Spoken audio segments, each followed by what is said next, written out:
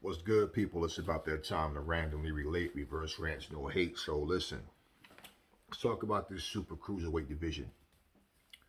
The information that I got on this division was that initially Tony Bellew wanted to create two divisions. Now we have so many divisions in boxing. I know that's going to get a mixed reaction, and the majority of people would say that we have way too many divisions as it is. But excuse me, I can understand the breakdown of why he wanted two divisions. Why?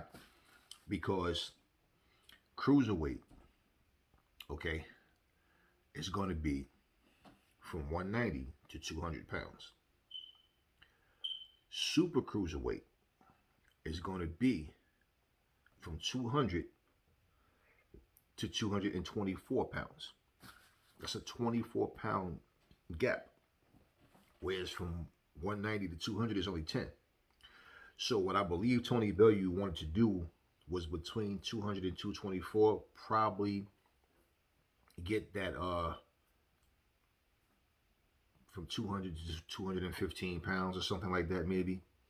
Um, you know, or 200 to 210 pounds or something like that to cut that gap in, because that makes, I mean, that's 200 to 224. So it says basically from 224 pounds and up is heavyweight. So heavyweight, you would have to say 225 or 226 or two, like it'd have to be up. It makes that gap is ridiculous. So for guys who have to lose a lot of weight to come down and fight at a particular weight, they would be happy because they don't have to burn as much weight to get down and make a particular weight. Because a lot of cruiserweights are really walking around over 200 pounds. So for guys who could say, you know what, now I can fight in my comfort zone, I get that. As far as the heavyweights, so now we're talking guys that can be anywhere up to 250, 260. You know, look at Tyson Fury, came in 273. You know, Andy Ruiz. Here's my thing about the bigger guys.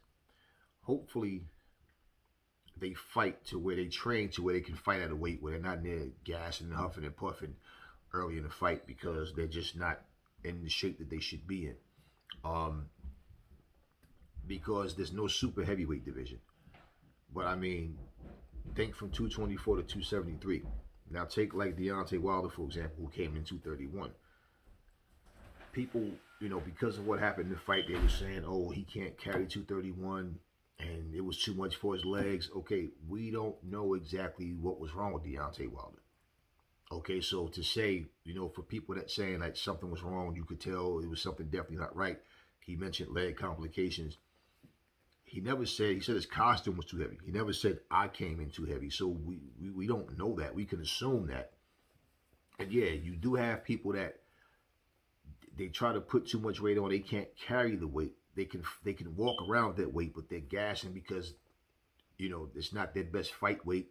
Maybe they're too slow, slows them down, they're too tight, or something like that. Deontay's 6'7", man.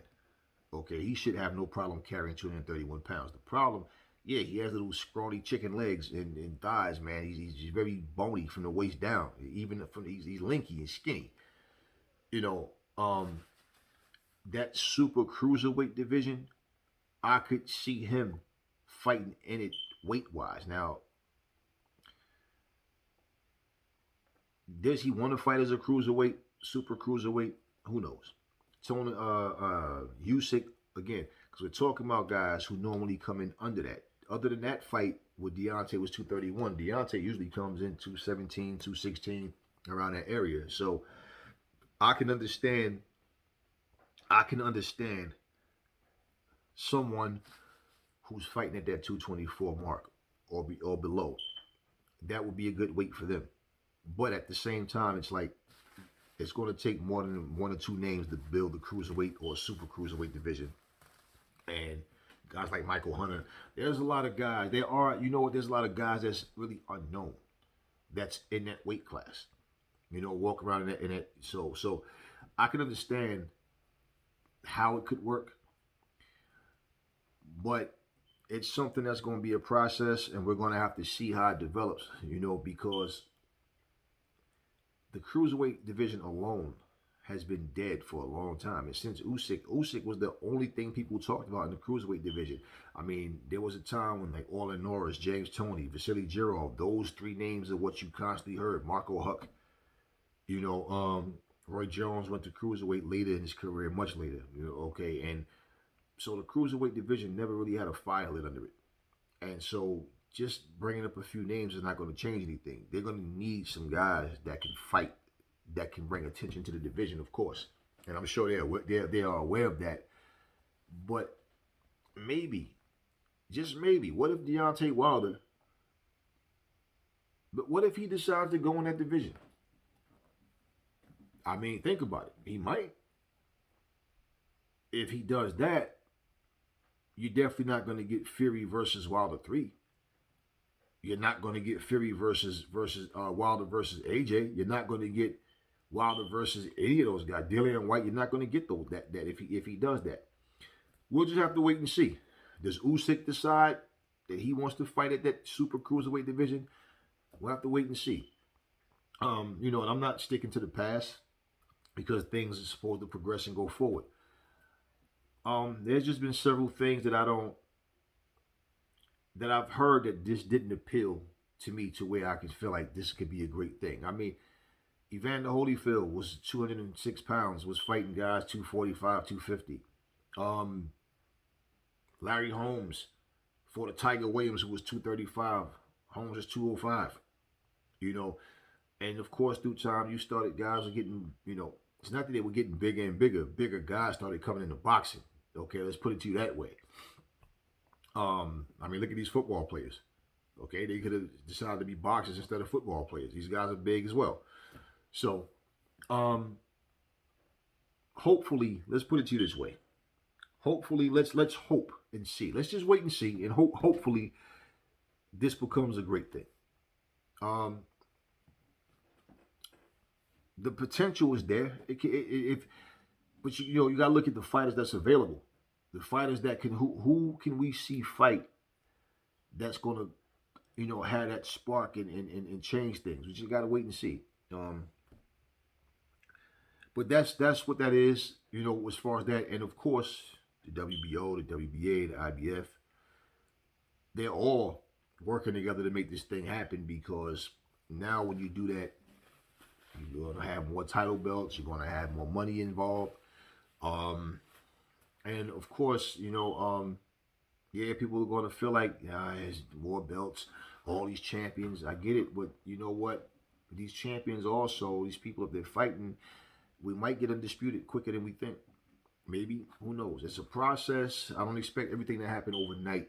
Hopefully it works for the better. Like, I don't want to sit here and go, oh man, this is a stupid idea. It's not going to work.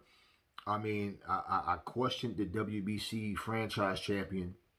Like, for example, Lomachenko was the franchise champion. He just lost, but he didn't lose his franchise champion status or title. It's not a title that you lose. So, no, Lopez is not considered the franchise champion. Lomachenko still is. So, I mean, to me, that's just been a weird thing with this. That franchise champion situation is different. To me, it's like, nah. I mean, if they find a way to turn it around, hey, hopefully they do. My whole thing is whenever they come up with something different, it's not because it's new you want to be optimistic. No. A lot of things are not well thought out. Hopefully this is a situation where even if we can't see light at the end of the tunnel, that somehow that light shines through and then we can say, okay, now things are interesting. This is what I hope happens. And also too, understand, man, look, there's more titles, it creates more opportunities for guys to make some money.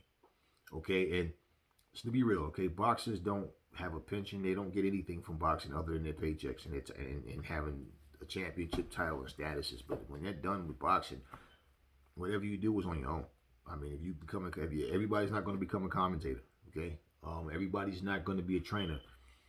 A lot of people, they don't have anything but boxing. So you want these fighters, they should be well compensated, man. I mean, it is what it is as far as it's a sport. Remember, it's a sport, but it's a job. It's their job. As a fighter, man, you don't want to leave the sport broke. And anybody tell you that money doesn't matter to them, they're a goddamn lie, as well as a fool. You're putting your health on the line and you don't care how you get paid. I mean, fuck, if you work at UPS, who the fuck want to drive trucks all day long and then all of a sudden at the end of the week, oh, we don't have a paycheck for you. Ah, it's okay. Nah, no. Long fight camps away from your family, most of the, pretty much, and on the road, and just, you know, this is why boxing, the beauty of it is that if you make enough money, you can retire early. You don't have to work for nobody for the rest of your life. So, yeah, people should be compensated. Let's stop with this whole, back in the day, everybody for everybody. They didn't care about the money. Yeah, but I guarantee you, those fighters look at shit completely different right now. Because why? You got all that money, for all these fights you had, the money that you did make, and you got nothing to show for it now, except for a hospital bed and slurred speech and brain damage. And yet people can brag about you and you would have beat this guy. You were pound for pound better than that guy. I hope this thing kicks off right. I hope that it puts a spark in boxing, period. Just like everybody starts talking about after the Charlo win, everybody started talking about everybody from 154 up to 175. Hopefully, that the cruiserweights can get that same surge or better. We need something different to happen in boxing, but it can't be politic infested. It has to be something that's genuine that the fighters and the fight fans can embrace, get into, and look forward to. Because if something is a bullshit plan, people don't look forward to it. They'll write it off until they have to see it to believe it. And if you're doing things and it starts off rocky, it's not well thought out. It can be a disaster because it's like, here we go again. More promises, and then we have things happen that nobody's satisfied about. So that's what it is with the WBC. And again, WBO, IBF, WBA, they all are on board because, again, you're not going to have just the WBC having access, to this. That would make no sense. So that's what's on the horizon. We'll see how things go. Hopefully it works out for the better. Look, never fall in love with lies.